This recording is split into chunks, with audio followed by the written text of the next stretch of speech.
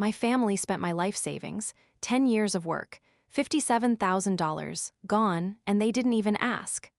I trusted them with everything. They trusted me with nothing. When I found out what they did, I didn't scream. I didn't cry, I just started planning. They called my dream foolish. A bookstore? In this economy? So they gave my money to my brother instead. He was the one who deserved it, or so they thought. The day I realized my own parents stole from me, something inside me died. And something else was born, something patient, something dangerous. For 10 years I said no to everything. No to vacations, no to new clothes, no to nights out, all for a dream they threw away like trash. They thought I would forgive them. They thought I would understand. They had no idea what was coming. My mother kept my password for 4 years. Waiting, my father called my dream foolish. My brother spent my money. This is the story of how I made them pay without ever raising my voice. My name is Sophia, and this is my story. It's a story about trust, about betrayal, and about the long, patient road to making things right. It's not a story about violence, but about a different kind of power. The power of waiting. The power of a plan. The power of making someone see exactly what they did, not through anger, but through the quiet, undeniable consequences of their own choices. It began on a Tuesday just like any other. I was 23 years old, living in a small but perfect apartment in a quiet part of Denver. It was my sanctuary, my first real place that was entirely my own. Every piece of furniture, every book on the shelf, every plant on the windowsill had been paid for with money I earned myself. I remember the day I bought my couch. It was a deep green, velvety thing, and I had saved for 6 months to afford it. I sat on it for an hour after it was delivered, just running my hands over the fabric, feeling so proud. I worked as a graphic designer, and it wasn't a glamorous job, but it was mine. I loved the quiet clicking of my mouse, the smell of a new sketchbook, the satisfaction of taking a client's vague idea and turning it into something real. I loved the independence, the knowledge that I was building a life for myself, brick by brick. For 10 years, since I was 13, I had another love, a secret, silent love, a dream. It started with a magazine I found at the library. I was there on a rainy Saturday, hiding from the world in the young adult section, when I stumbled upon an old travel magazine in a pile of books someone had donated. On the cover was a picture of a small bookstore in a tiny village in Ireland. The store was called the World's End Bookshop, and it was nestled between rolling green hills and a gray, churning sea. The picture showed a warm, golden light spilling from its windows onto a wet cobblestone street. A woman with kind eyes was standing in the doorway, holding a cat. It looked like the coziest, most peaceful place on earth. I tore that picture out of the magazine and taped it to my bedroom wall. Every night before I went to sleep, I looked at it and imagined myself there. From that moment, I had a goal. I wasn't just going to visit that bookstore. I was going to own one just like it. Somewhere quiet, somewhere beautiful, somewhere mine. It was a silly, childish dream, maybe, but it was mine. And every week, without fail, I put money into my savings account for it. I called it my bookshop fund. Birthdays, Christmases, bonuses from work, it all went into the fund. I said no to fancy dinners out, to new clothes, to that expensive vacation to Mexico my friends were taking. I watched them post pictures on social media of white sand beaches and colorful drinks, and a small part of me felt a pang of longing. But then I would look at the picture on my wall, and the longing would fade. I had something better waiting for me. I saw their rolled eyes and heard their sighs when I declined their invitations. "Come on, Sophia, live a little," they'd say. "You're only young once." I didn't care. I could see the bookstore. I could almost smell the old paper and the rain. I was patient. I was disciplined. I had a plan. On that Tuesday, I logged into my online banking to transfer my latest deposit. It was a routine I loved. Typing in the numbers, watching the balance grow, even by a little. My fingers flew over the keyboard, my mind already wandering to paint colors for the shop's walls. I was thinking about a soft, sage green, something calming and warm. I saw the balance on the screen, and my world stopped. The number wasn't right. It was a fraction of what it should have been. I blinked hard. I thought maybe it was a glitch, a temporary error in the system. I refreshed the page. I logged out and logged back in. The same horrible, tiny number stared back at me. $57,432. It was gone. 10 years of saving. 10 years of saying no. 10 years of dreaming. 10 years of watching that number grow, of calculating how much closer I was getting to my goal. Wiped away in a series of transactions I didn't recognize. The dates went back months. Small amounts at first, a few $100s here and there, then bigger ones, one for 5,000, another for 8, until there was almost nothing left. My heart hammered against my ribs. I felt a cold sweat break out on my forehead. My hands were shaking so badly I could barely hold the mouse. I called the bank, my voice shaking. The woman on the other end was sympathetic but firm. She read out the list of transactions. The money had been transferred to another account, a joint account. The name on that account? My mother's and my father's. The line went silent in my ears. I felt like I had been punched in the stomach. My parents. The people who raised me, who tucked me in at night, who told me they loved me. My mom, who I called every Sunday to chat about nothing in particular. My dad, who I sent funny cards to on his birthday, who had taught me how to ride a bike, who walked me down the aisle at my cousin's wedding as a stand-in father figure. They had a key to my apartment for emergencies. They knew all my passwords. I had once, years ago, used my mom's laptop to log into my bank and hadn't logged out. I was a stupid, trusting 19-year-old, home for the summer, using her computer because mine was broken. She must have seen it then. And she remembered. She kept that information for 4 years, waiting for the right moment. I didn't go to work that day. I didn't call my parents. I didn't call my friends. I just sat on my floor, my back against the wall, staring at nothing. The betrayal was so complete, so cold-blooded, that I couldn't even cry. I was numb. The dream I had nurtured my whole life, the image of that golden-lit bookstore, felt like a cruel joke. It wasn't just money they had stolen. They had stolen my future. They had stolen the very idea of me. They had stolen the belief I had that my family was my safe place, my refuge from the world. That was gone too. I sat there for hours, watching the light through my window change from bright afternoon to the soft orange of evening to the deep blue of night. I didn't turn on any lights. I just sat in the dark thinking about my childhood, about every birthday, every Christmas, every family vacation. Were they all lies? Had they always seen me as a resource, a savings account to be raided when they needed something? Or did they really believe they had a right to what was mine? I didn't know. And not knowing was almost worse than the theft itself. I finally drove to their house the next morning. I hadn't slept. I hadn't eaten. I was running on adrenaline and a cold, hard need for answers. Their house was a nice, sprawling home in the suburbs, the house I grew up in. It had a big front porch with a swing and a garden my mom spent hours tending. It had always felt like home. Now, as I pulled into the driveway, it looked like a stranger's house. My mom answered the door. She had a bright, wide smile on her face, the same smile she always had when she saw me. "Sophia, what a wonderful surprise. We were just about to call you." Her voice was so normal, so cheerful. It was like a knife twisting in my chest. I just stared at her. Her smile faltered. "Honey, what's wrong? You look pale. Are you sick? Where is it?" My voice was a whisper. I was surprised I could speak at all. Her face went through a series of changes. Confusion first, then a flicker of understanding, and then relief. It was a look that said, "Oh, that. Well, now we can talk about it." It was the look of someone who had been waiting for this conversation, who had prepared for it, who thought they could handle it. "Oh, honey," she said, reaching for my arm. I flinched away so hard I almost stumbled backward. "Come in. Let's sit down and talk like a family. Your father's in the den. Let's all sit down calmly and discuss this." I followed her into the living room. My dad was there, getting up from his recliner. He looked nervous, but he also had that same look of forced pleasantness. "Sophia, sweetie. Good to see you." He didn't meet my eyes. He looked at the floor, at the wall, anywhere but at me. "Where is my money?" I said, louder this time. My voice echoed in the room. My mom sighed, a long, theatrical sigh, and sat on the couch. She patted the seat next to her. I stayed standing. I kept my arms crossed tightly over my chest, as if I could hold myself together. "We were going to tell you," she began. "We just wanted to wait for the right moment. It's for the family, Sophia. Everything we do for this family."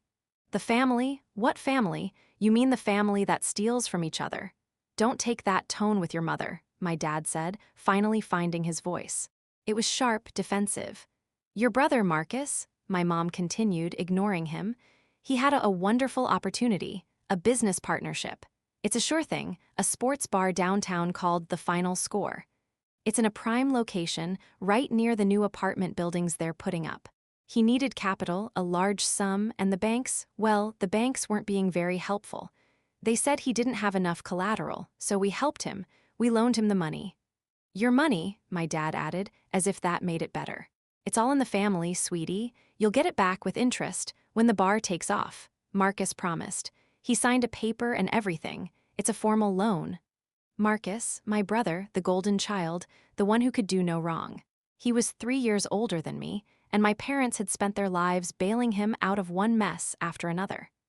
A failed landscaping business where he bought equipment he didn't know how to use. A car he crashed while driving too fast, which they paid to fix so his insurance wouldn't go up. A gambling debt at a casino in Black Hawk that they quietly paid off, never telling anyone. And now this. You stole from me, I said, my voice trembling with a cold fury I had never felt before. You went into my account, you used a password you saw years ago, and you stole my life savings. Do you understand what you did? That wasn't just money, that was 10 years, 10 years of my life, 10 years of working and saving and dreaming, and you just took it. We didn't steal it, my father said, his voice hardening. His face was getting red, the way it did when he was angry. We're your parents. We have a right to look after you, to guide you. You were hoarding all that money for some fantasy. A bookstore? In this economy. With Amazon putting every small bookstore out of business, it was foolish. It was childish. Marcus's plan is solid. It's a real investment. For the family, for all of us. For the family, I repeated, the words tasting like ash in my mouth. So, what, you just decided to take my dream and give it to him? You just decided my 10 years of work meant nothing. You just decided that my future was less important than his. Don't be dramatic, Sophia, my mom said, her voice taking on a sharp edge. She was losing her patience with me. We didn't want to see you make a mistake. That's what parents do. We protect our children from their own bad decisions. And Marcus needed help.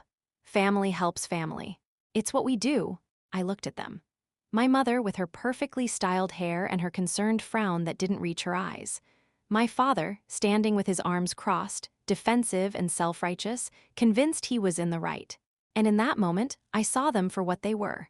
Not my protectors, not my family. They were strangers who had broken into my life and stolen everything I had. They were strangers who thought they had a right to do it. What if I say no? I asked, my voice quiet. What if I want my money back now? What if I want Marcus to give it back and he can find another way to fund his bar? My dad laughed, but it wasn't a happy sound. It was a harsh, dismissive bark. Well, you can't have it. It's gone, invested. The lease is signed, the equipment is bought, the liquor license is paid for. It's done, you'll just have to be patient. When the bar starts making money, you'll get your cut. Think of it as an investment. Patient? I let the word hang in the air. I had been patient for 10 years. My patience had got me nothing but this. My patience had been seen as weakness, as something to exploit. I didn't scream, I didn't cry, I didn't argue anymore. The arguing was over. Something else was beginning. A cold, clear thought settled in my mind like a stone dropping into still water. They had shown me exactly who they were. They had taught me a lesson I would never forget. The only question was, what was I going to do about it? I looked at my father's confident smirk and my mother's placid, forgiving smile. And in that moment, a different kind of patience was born. A colder one, a harder one. A plan began to form, not in my heart, but in the deepest, quietest part of my mind. I would be patient. I would wait. And I would make them understand what they had done. I left their house without another word. I didn't say goodbye. I didn't slam the door. I just walked out, got in my car, and drove away. I drove back to my small apartment, my sanctuary, which now felt cold and empty. I sat in the dark for a long time, thinking about what I was going to do. Then I got up, went to my computer, and started researching. For weeks, I was the perfect daughter. I called my mom every Sunday, just like before. I asked about her garden, her book club, her friends. I listened to her talk about her life, and I pretended to care. I went to their house for dinner every other week. I laughed at my dad's jokes, even the ones that weren't funny. I helped my mom with the dishes. I brought flowers and wine. I was the picture of a loving, forgiving daughter. They thought I had gotten over it. They thought I had accepted their explanation. They thought I was just happy to have my family back. I even went to see Marcus's new sports bar. It was called The Final Score, and it was loud and garish, with too many televisions and the smell of stale beer and frying oil. The walls were covered in sports memorabilia that looked cheap and fake. Marcus was there, all puffed up with importance, slapping backs and pouring free drinks for his buddies. He was wearing a bright red polo shirt with the bar's logo on it, a football with a bar towel draped over it. He looked like a used car salesman. When he saw me, he gave me a patronizing smile. "Hey there, little sis. Come to see where your money went? Don't worry, this place is a goldmine. Best location in town. You'll get your cut with interest just like Mom and Dad said." I smiled back at him. "I'm sure I will, Marcus. I'm sure I will." I ordered a soda and sat in a corner booth, watching. I watched the few customers who were there. I watched the staff, who looked bored and unhappy. I watched Marcus, who spent more time talking to his friends than running his business. And I watched his partner, Vinny, a man with a gold chain and a permanent scowl, who spent most of his time in the back office. On the inside, I was watching. I was learning. I was a silent, patient ghost in their lives, collecting information. My mother loved to talk. She couldn't help herself. Every Sunday phone call was a treasure trove of information. She talked about her book club, her gardening, her charity work with the local historical society. She was the treasurer, a position she was very proud of. She told me about the accounts, the members, the upcoming fundraisers. She told me about the laptop she used for the society's finances, the one she kept in the kitchen. She told me about the password, which was the same as everything else, because she could never remember different ones. "It's just easier this way, honey," she'd say. "Fluffy, after our old cat, I never forget it." My father loved to boast about his financial wisdom. He was retired from a management job at a telecom company, and he spent his days managing his portfolio, as he called it. He loved to talk about his shrewd investments, his rainy day fund that he kept in a separate account, the one my mother didn't know about. "A man's got to have his secrets," he'd say with a wink. He was so proud of his financial savvy. He loved to talk about it, especially after a few glasses of wine at dinner. And I was there, listening, remembering every detail. The name of the bank, the type of account, the approximate balance. The fact that the key to his filing cabinet was taped to the bottom of his desk lamp. Marcus, of course, was the easiest. He was all ego and no brains. The sports bar wasn't the goldmine he thought. It was a money pit. Every time I saw him, he looked more stressed. His face was paler, his eyes more desperate. He was always on the phone, always arguing with someone. He was always talking about Vinny, his partner, with a mixture of fear and resentment. "Vinny's got ideas," he'd say. "Vinny thinks we should do this. Vinny says we need to do that." The place was often empty when I stopped by. The food was terrible, frozen stuff reheated in a microwave. The service was slow. I could see the desperation creeping into Marcus's eyes, hidden beneath his fading bravado. My revenge wasn't going to be loud or violent. It wasn't going to be a dramatic confrontation or a public scene. It was going to be quiet, patient, and perfectly legal. It was going to be a lesson in what happens when you take something that doesn't belong to you. I spent my evenings learning about fraud, about civil lawsuits, about identity theft laws. I printed out every single transaction from my bank statements, highlighting each one, making notes in the margins. I kept a detailed journal on my computer, password protected, noting every conversation, every boast, every accidental confession. I documented everything. I was building a case. The first part of my plan was the hardest. It required me to be weak. It required me to go back to them, not as the angry daughter, but as the broken one. I went to their house one evening, looking as lost and defeated as I could. I hadn't slept well in days. I had practiced my expression in the mirror. I needed to look like someone who had given up, who had accepted defeat. It wasn't as hard as I thought it would be. A part of me did feel broken. "Mom, Dad," I said, my voice trembling, "I've been thinking about what you said, about the money, about my dream being foolish. I've had a lot of time to think." My mom's face lit up with relief. She reached out and took my hand. "Oh, honey, I'm so glad you're seeing reason. We were so worried about you." We just want what's best for you." I took a deep, shaky breath. I let a tear roll down my cheek. "I'm struggling. My rent is due next week, and I have some credit card bills from when I was in college. I can't make it work on my own. I was wondering, could I maybe borrow some money from you? Just a little, a few $100s to get by, until Marcus's bar starts paying off and I can get my money back." My father's expression flickered with satisfaction. This was what he wanted. Me coming to them hat in hand, admitting they were right, admitting I couldn't make it on my own. "Well now," he said, leaning back in his chair and folding his hands over his stomach. "We can't just give you money, Sophia. You have to learn to manage your finances better. Handouts won't help you in the long run. But perhaps we can help you in a different way. What if you moved back in? Temporarily. Save on rent. Get back on your feet. We have your old room. Well, it's a bit full of your mother's things, but we can clear it out."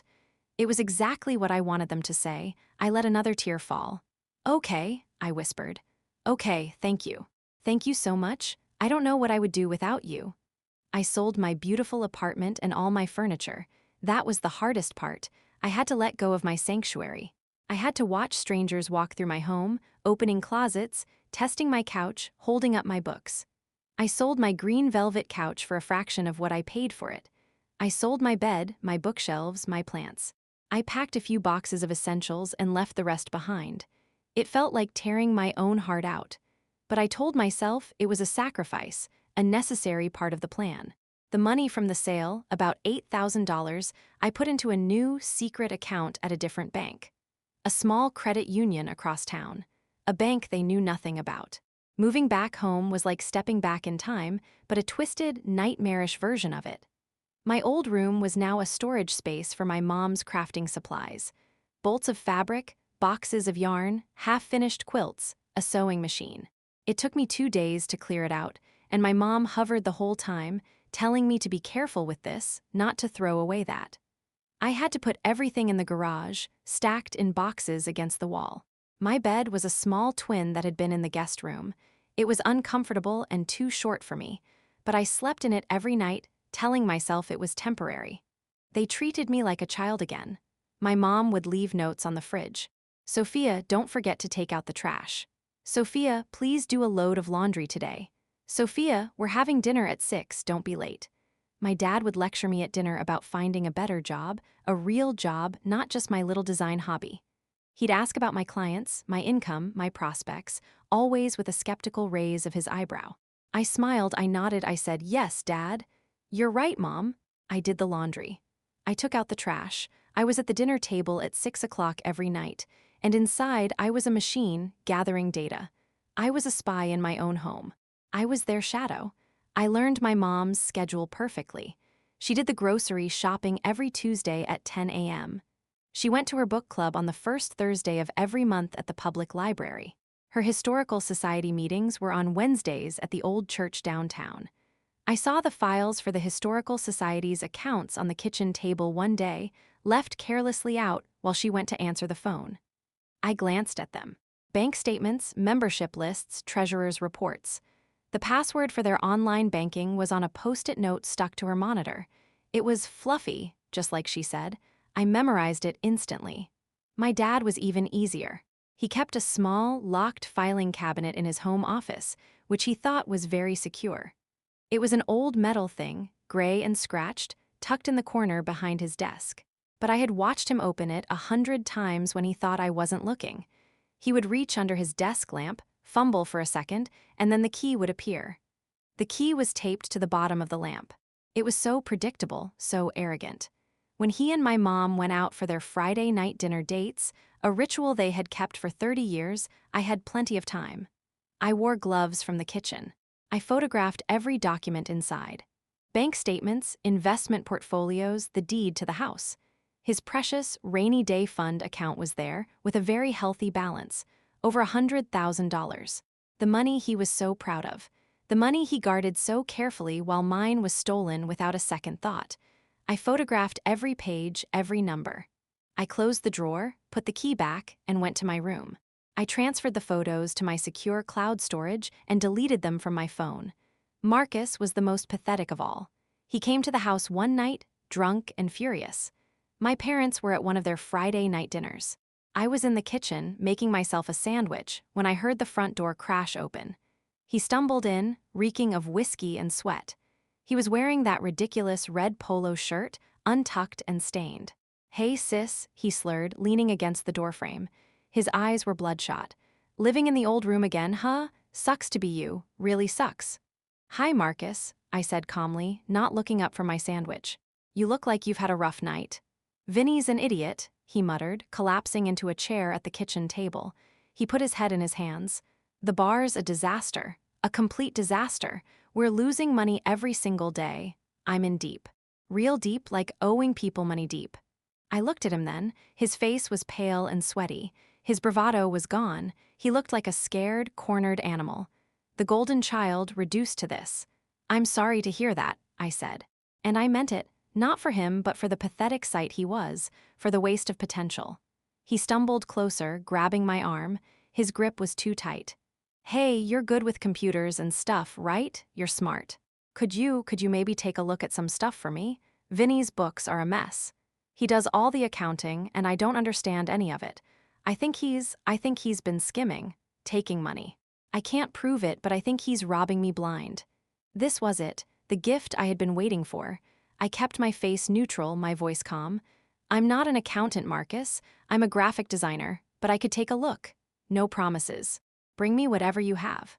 The next day, he brought me a messy box of receipts, invoices, and bank statements for the sports bar. It was a disaster. Receipts crumpled into balls, invoices shoved in any which way, bank statements covered in coffee stains. It took me a week to go through it all, working late at night in my childhood room. And what I found was worse than I expected. Vinny wasn't just skimming. He was systematically bleeding the business dry. Fake vendors with names that were just variations of his own. Inflated invoices for supplies that never arrived. Cash payments for services that were never recorded. And Marcus, in his arrogance and stupidity, had signed everything without looking. Every single document had his signature. He was legally responsible for it all. The business wasn't just failing. It was a criminal enterprise, and Marcus's name was on every piece of paper. He could go to jail for this. I copied everything. I scanned every document and saved it to my secure cloud storage. Then one night I had a quiet, concerned conversation with my father. I found him in his office, reading the newspaper.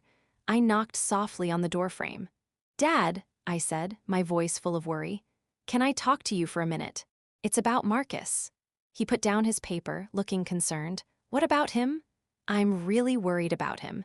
He came home drunk the other night when you and Mom were out. He's in over his head with that bar. He mentioned a man named Vinny, his partner. He seemed really scared, Dad, like genuinely frightened. He said he thinks Vinny is stealing from him." My dad, of course, brushed it off. He waved his hand dismissively. "Marcus is a hustler. He'll figure it out. He's been in tight spots before. He always lands on his feet. That's just how he is." But I saw it. I saw the tiny flicker of doubt in his eyes, a shadow of worry that he couldn't quite hide. I had planted the seed. Over the next few months, I watered that seed. I'd mention things in passing, always casual, always concerned. "I saw a car with repo written on it parked outside the bar yesterday. I hope everything's okay. Marcus looks really thin, doesn't he? Have you noticed? I don't think he's eating properly." I heard Vinny has a temper. One of the waitresses quit because he screamed at her. I hope Marcus is okay working with someone like that. I never accused. I never pushed. I never said I told you so. I just let little drops of worry fall, one by one, day by day, week by week. It was working. My parents started to argue more. I'd hear them through the thin walls of my childhood room, their voices rising and falling. My dad's voice, angry and accusatory. "You and your precious Marcus. I told you this was a bad idea from the start. I told you we shouldn't have given him that money." My mom's voice, defensive and tearful. "We did it for him. For our son, he needed us. Sophia will get her money back eventually. She's fine, she's living here rent-free, she's fine." Eventually, the word was a joke. It hung in the air between them, empty and meaningless. Then the first blow fell. I didn't strike it. Marcus did. He got into a physical fight with Vinny at the bar. I heard about it from my mom, who heard it from Marcus's girlfriend.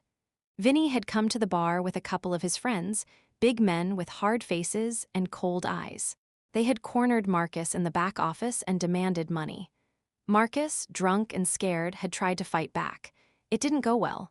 They beat him badly, broke his arm in 2 places, and gave him a concussion. Before they left, they told him if he didn't come up with the money he owed them for their investment, they'd come back and burn the place down with him in it. Marcus ended up in the hospital. I went to see him. I had to. It would have looked strange if I didn't. He was in a shared room, his arm in a heavy cast, his face bruised and swollen. He looked small and pale in the hospital bed, nothing like the cocky, arrogant brother I had known. For a second, just a second, I felt a flicker of pity. He was my brother. We had shared a childhood, a history. But then I remembered the money. I remembered the 10 years. I remembered the casual way my parents had dismissed my dream. I remembered the for the family speech. I remembered my father's satisfied smirk when I moved back home. The pity died as quickly as it had come. "Hey, Marcus," I said softly, sitting in the chair next to his bed. He looked at me, his eyes full of fear and pain. "Sis, it's bad, it's so bad. They're going to kill me. Vinny and his guys, they're going to kill me." "I know," I said. "I'm sorry." This was the moment I had been waiting for. But I didn't act yet. I needed them to be desperate. I needed them to feel the walls closing in, to feel the panic, the helplessness. I needed them to understand, on some deep level, what it felt like to have everything taken away. The next week, the bank called in the loan on the bar. Marcus couldn't pay. He had missed too many payments. My parents, frantic and terrified for their son, drained a huge chunk of my dad's precious rainy day fund to cover it. I knew because I checked his filing cabinet the next Friday night. I wore my gloves, I found the key under the lamp, I opened the drawer. The balance was dropping fast. They were hemorrhaging money. The rainy day fund was becoming a puddle. A few weeks later, I came home from work to find my parents sitting at the kitchen table, their faces ashen. My mom was crying, her shoulders shaking with silent sobs. My dad was gripping a letter in his hand, his knuckles white, his face a mask of shock and disbelief. "It's the Historical Society," my mom whispered, looking up at me with wide, terrified eyes. They're saying there's money missing from the account. A lot of money. They're saying I took it. They're talking about calling the police, Sophia. The police." I sat down across from them, my face a mask of concern and sympathy. "Oh, Mom, that's terrible. That's just terrible. How could they think that? You've been treasurer for years. Everyone trusts you." My dad slammed the letter on the table. "Because the treasurer is the one responsible, that's how these things work. They're talking about auditors, about forensic accountants, about the police. This is a disaster, a complete disaster." My mom sobbed. "I didn't take it. I swear I didn't. I would never do that. I love the Historical Society. Those are my friends. How could they think I would steal from them?" She stopped suddenly. Her eyes widened. A horrible understanding dawned on her face. "I let him use the laptop. I let him borrow it for his business stuff. He said his was broken, that he needed to look at some documents. Marcus, he used my laptop. It was here in the kitchen for a whole weekend. He must have seen my passwords. They're all the same. He knows Fluffy was our cat."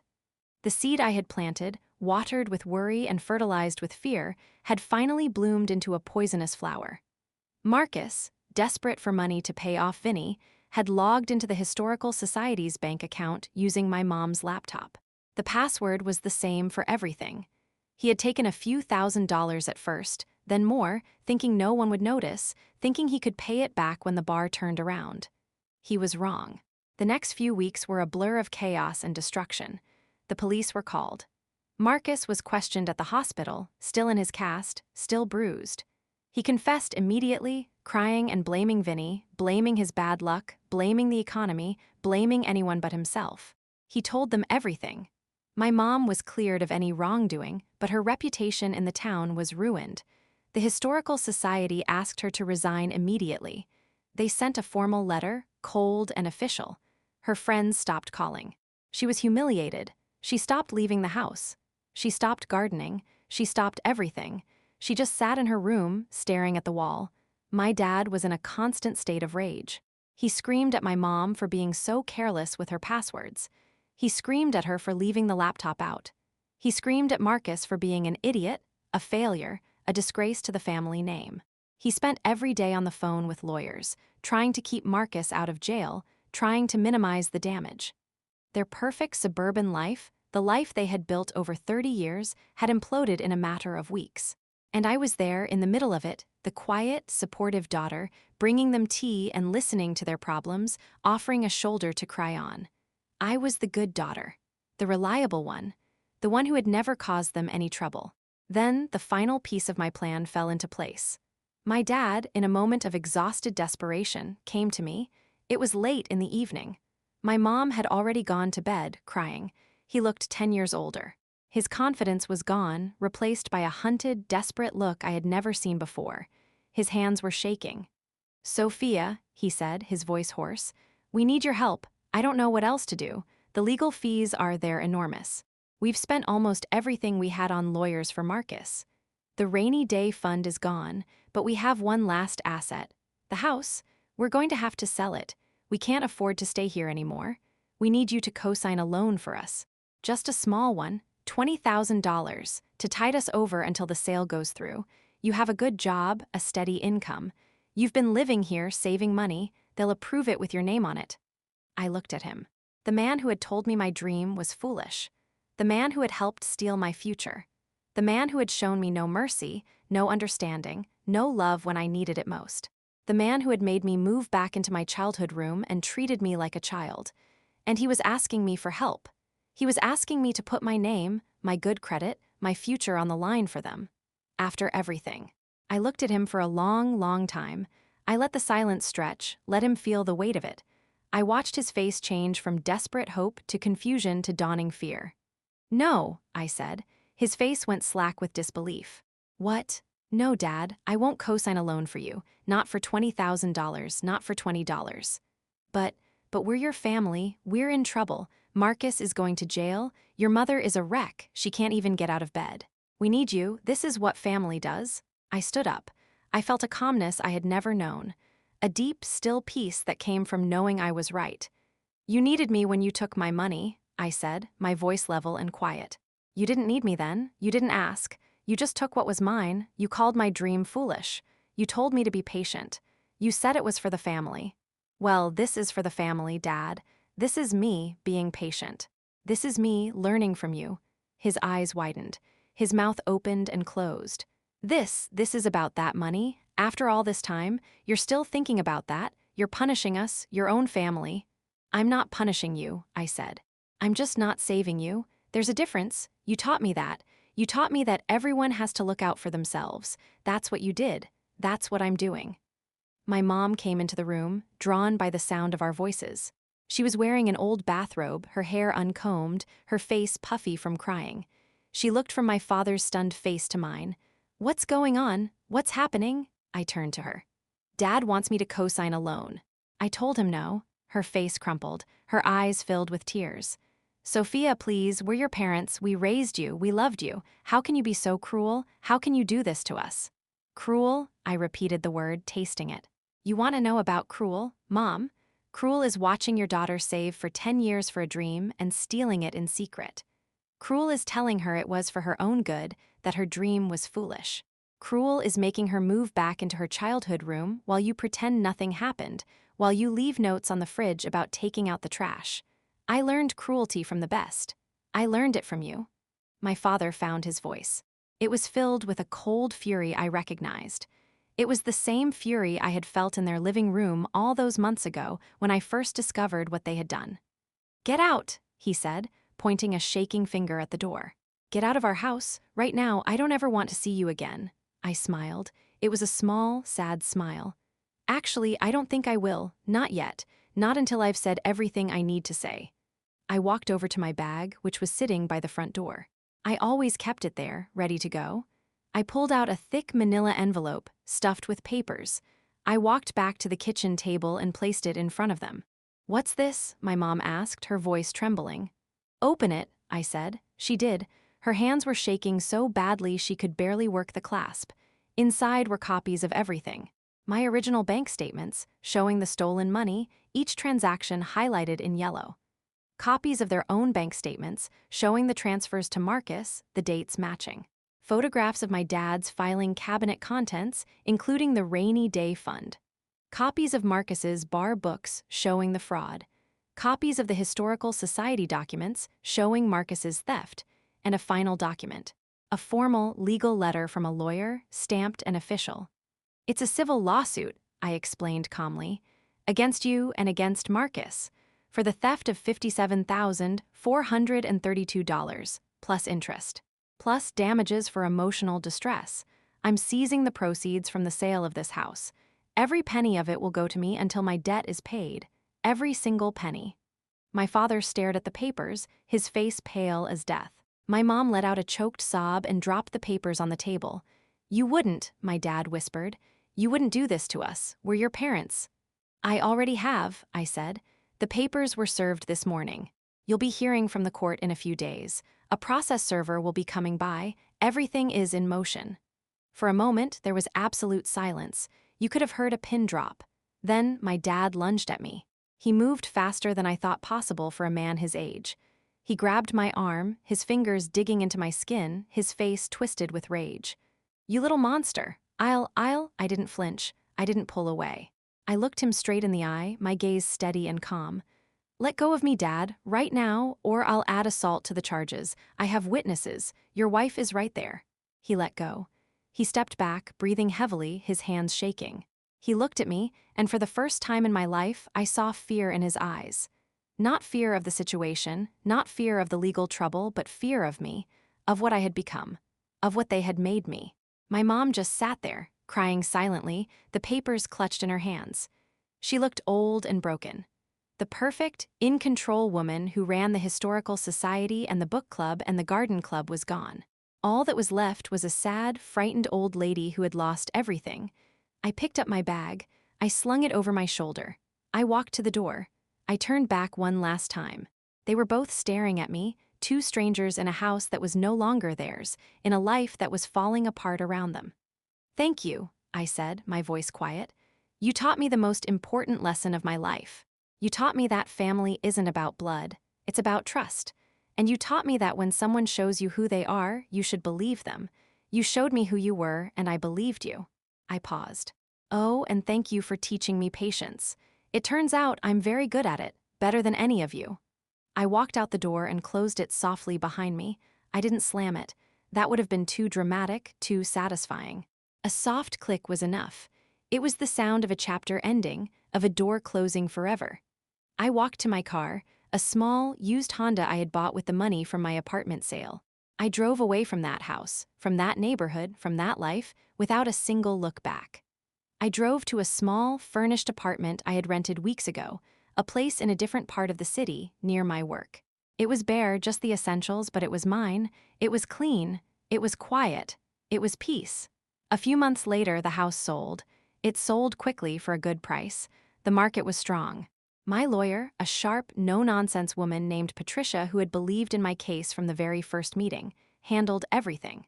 She was worth every penny. The proceeds from the sale, after paying off all the legal fees and after satisfying my parents' other debts, were enough to cover the full amount they had stolen from me, plus interest, plus the damages the court awarded. $57,432 plus interest plus damages. It all came to me. My dad's rainy day fund, the house, their security, their future, it all became my bookshop fund. Poetic justice. A perfect circle. Marcus pleaded guilty to a lesser charge of fraud and got probation and community service. He spent a year picking up trash on the highways, wearing a bright orange vest.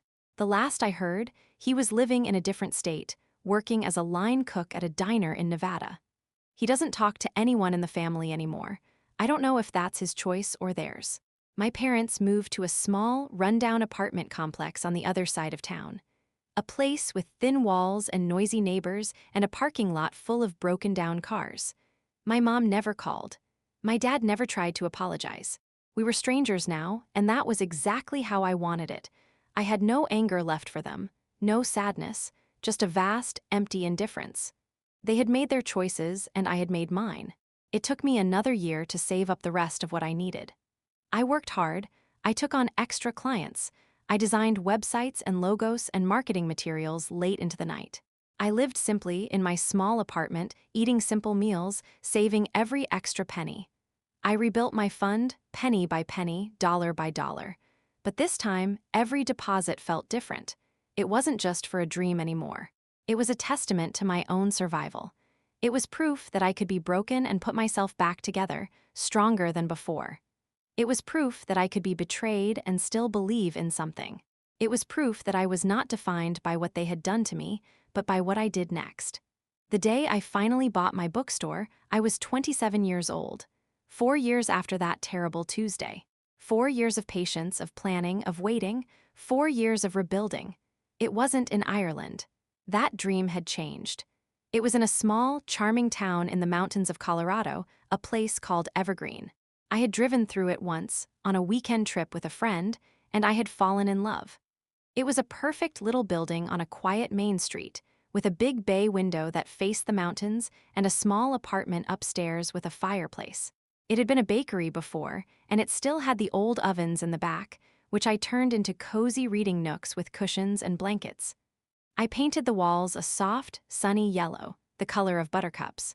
I filled the shelves with new books and old, beloved favorites, with signed copies from local authors and rare editions I found online. I put a comfortable armchair in the bay window, right where the afternoon sun would pour in, with a small table for a cup of tea. And on the door, I hung a sign that I had painted myself with careful, loving strokes. It said, Sophia's Pages. The first day I opened, I stood behind the counter and looked around at my little kingdom. My dream made real. It wasn't the bookstore from the magazine. It was better. It was mine. It was built not just on savings, but on pain and patience and the quiet satisfaction of a plan fulfilled. It was built on the ashes of betrayal, and it was beautiful. A little girl came in with her mother. She was about 9 years old, with big, curious eyes and pigtails. She walked slowly down the aisles, her mouth open in wonder, running her fingers gently over the spines of the books. She picked up a book, put it back, picked up another. Finally, she chose one with a picture of a dragon on the cover and a girl riding it. She brought it to the counter and carefully placed it down. She looked up at me and smiled, a big, gap-toothed smile. "I love this place," she said. "It feels like a dream, like a place where anything could happen." I smiled back at her, a real, genuine smile that reached my eyes. "It is, sweetie," I said. "It is, a place where anything can happen. That's exactly what it is." As I watched her skip out of the store, book in hand, her mother calling after her to be careful, I thought about my family. I thought about the money, the betrayal, the long, patient years of my plan. I thought about my mother's face when she opened that envelope, my father's hand on my arm, Marcus in his hospital bed. I didn't feel anger anymore. I didn't feel sadness. I didn't feel triumph. I felt a profound sense of peace, a deep, quiet certainty that I had done the right thing. They had tried to steal my future. They had tried to take my dream and give it to someone else. But all they had done was teach me how to build it myself, and it was stronger and more beautiful and more real than anything they could have ever imagined. My family spent my savings, but they didn't spend my dream. They couldn't. It was mine, it had always been mine, and now, finally, it was real. I turned and looked out the bay window at the mountains in the distance, their peaks dusted with snow. I took a deep breath and I smiled. This was my story. This was my life, and it was just beginning.